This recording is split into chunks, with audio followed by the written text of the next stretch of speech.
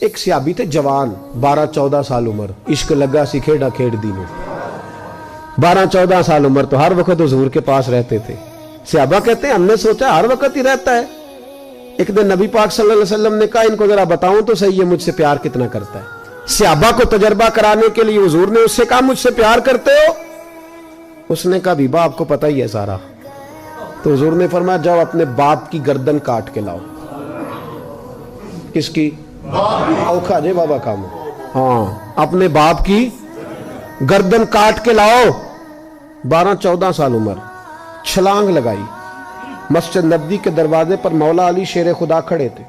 ان کی گردن میں تیر کمان تلوار تھی, کھینچی تلوار. اور جب دوڑے نا جذبات میں تو حضور نے فرمایا اسے پکڑ لاؤ, اس نے سچ مچ کاٹ کے لے آنی ہے. لے آؤ پکڑ کے. عاشق نزاکت جانتے ہیں. حضرت طلحہ بن برا بیمار ہو گئے. بیمار, دن میں 2 دفعہ میرے نبی تیمارداری کرنے جاتے. 2 دفعہ. اللہ کرے وہ بیماری میں ہی آ جائے. چر ہویا مینو ترلے لیندیاں کدی موڑ میرے ول واگاں, خواب میری وچ ایک وار جہاں میں ساری عمر نہ جاگاں. نبی پاک صلی اللہ علیہ وسلم 2 دفعہ تیمارداری کرنے جاتے. 2 دفعہ دن, 2 دفعہ حضور پتہ لے. ایک دن حضور شام کو گئے, ان کا ماتھا چوما تو حضور کی آنکھوں میں آنسو آ گئے. پھر میرے حبیب پاک نے ان کے والد کو کونے میں بلایا, کوئی بات کہی, باپ بھی رونے لگے. حضور نے پھر پیار کیا, چلے گئے. حضرت طلحہ اپنے ابا جی سے کہنے لگے حضور کیا کہہ کے گئے ہیں؟ کہا بیٹے کچھ نہیں. کہا نہیں مجھے بتائیں. کچھ نہیں, رشتہ ہی بڑا نازک, نہیں بتائیں. تو باپ نے سر پہ ہاتھ رکھا, کہا حضور کہہ گئے ہیں تو آج شام کو فوت ہو جائے گا. اور جب حضور نے کہا جب اس کا انتقال ہو جائے تو مجھے خبر کرنا.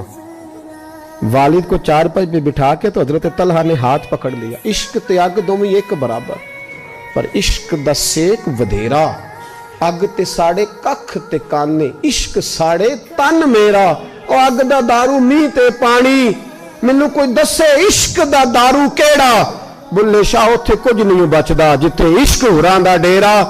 ہاتھ پکڑا باپ کا اور کہنے لگے ابا جی ایک وعدہ کرو, رات کو جب میں فوت ہو جاؤں تو نبی پاک کو اطلاع نہیں دینی, خبر. کہا بیٹے حضور کہہ گئے ہیں دینی ہے, تو کہتا نہیں دینی, کیوں؟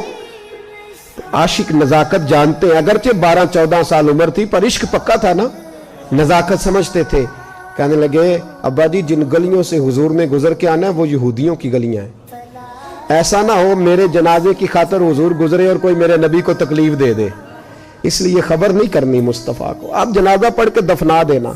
رات کو انتقال ہوا, باپ نے جنازہ پڑھا, دفن کیا. سارا کچھ جاننے والے رسول آئے. کہا مجھے بتایا کیوں نہیں؟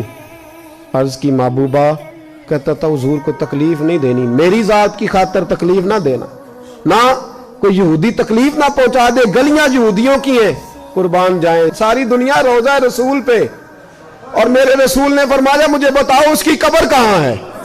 ساری دنیا روضہ رسول پہ, اور نبی پاک اس غلام کی قبر پہ کھڑے آنسو بہ رہے ہیں. صحابہ کہتے ہیں ہر قبر پہ دعا یہ ہوتی تھی یا اللہ قبر کشادہ کر دے, یا اللہ اس کا حساب آسان کر دے.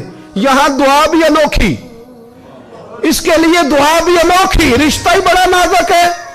میرے نبی پاک نے دعا بڑی انوکھی فرمائی. کہا اے اللہ جب میرے طلحہ کی تیرے ساتھ ملاقات ہو تو ذرا اس سے مسکرا کے ملنا, یہ تیری شان کے لائق ہے, ذرا اس سے مسکرا کے ملنا. کہتے ہیں وجد ہو گیا طاری, اس لیے کہ جو رشتہ نبی کا امتی سے ہے اور امت کا رسول سے ہے اس کی نزاکت کو صرف غلام جان سکتے ہیں. غلام جان. میں نے پچھلے جمعے بھی کہا تھا, مجھے ایک شخص کہنے لگے آپ بتیاں لگاتے ہیں, جھنڈیاں لگاتے ہیں. میں نے کہا بس نہیں چلتا, ہم تو تارے بھی لگا دیں, ہمیں ہمارا پتہ ہی نہیں. میرا دل کرتا ہے گلی گلی پھروں اور یہ نعرہ لگاؤں جان ہے عشق مصطفیٰ, روز فضو کرے خدا, جس کو ہو درد کا مزہ وہ نازے دوا اٹھائے کیوں, اور پھر کے گلی گلی تباہ ٹھوکریں سب کی کھائے کیوں. اگر دل کو یہ عقل دے خدا تو تیری گلی سے جائیں کیوں.